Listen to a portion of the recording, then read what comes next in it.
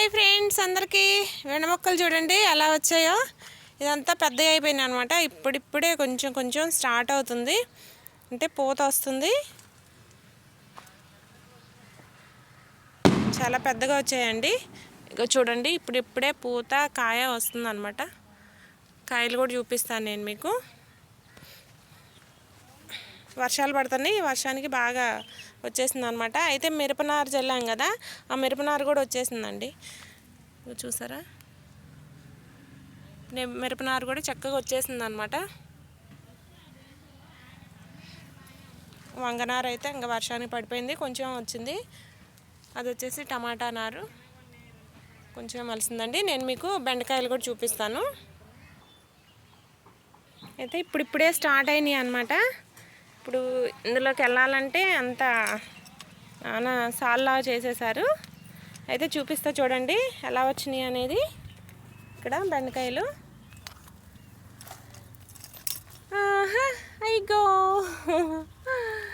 చూసారా, ఇప్పుడిప్పుడే స్టార్ట్ అవుతున్నాయి అన్నమాట.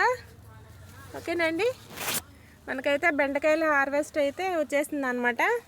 అయితే ఇంకా ఇప్పుడిప్పుడే ఇంకా కొన్ని నోటికి కూడా ఇప్పుడిప్పుడే వస్తున్నాయి అన్నమాట. మొత్తానికి అన్నిటికైతే చక్కగా స్టార్ట్ అయింది పూత, అక్కడక్కడ వస్తుంది అనమాట. చూసారా, మొత్తానికి వస్తుంది. కాయటం స్టార్ట్ చేసిందంటే ఇంకా అసలు ఆగవండి. కూరగాయలు అన్నిటిలో కల్లా ఫాస్ట్గా వచ్చేసేది ఏంటంటే బెండకాయ అనమాట. చాలా ఫాస్ట్గా మనకి 2 డేస్కి ఒకసారి లేదంటే 1 డే ఒకసారి అలా కోసుకోవచ్చు అనమాట. చాలా బాగా వస్తుంది.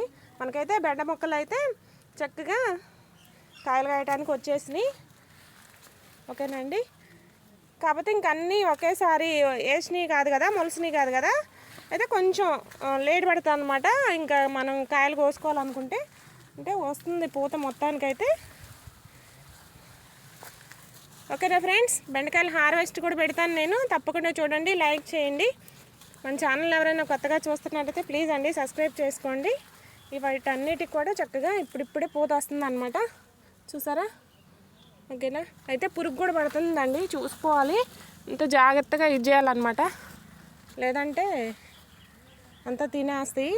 ఓకేనా, వీడియో నచ్చితే తప్పకుండా ఒక లైక్ చేయండి. Thank you.